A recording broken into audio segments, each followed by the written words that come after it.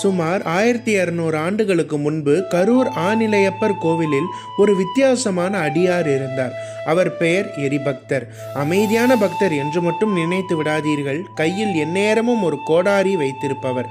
சிவனடியார்களுக்கோ அல்லது சிவனுக்கோ யாராவது இடையூறு செய்தால் அடுத்த நொடியே அவர் கோடாரி சுழலும்.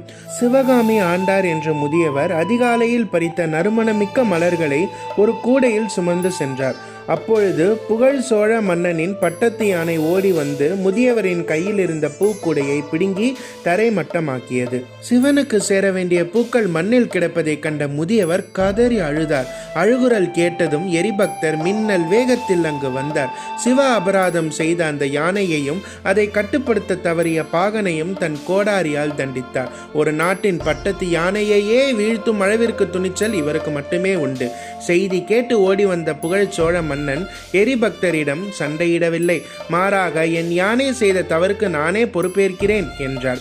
விலங்கை கொன்றது போதாது, இதோ என்னையும் கொல்லுங்கள் என்று வாளை நீட்டினார். மன்னனின் இந்த அபூர்வ பக்தியை கண்ட எரிபக்தர் திகைத்தார். இறுதியில் சிவபெருமான் அங்கு தோன்றி இறந்தவர்களை உயிர்ப்பித்தது மட்டுமல்லாமல் இருவரின் ஒப்பற்ற பக்தியை உலகிற்கு உணர்த்தினார். மேலும் முக்தியையும் அளித்தார்.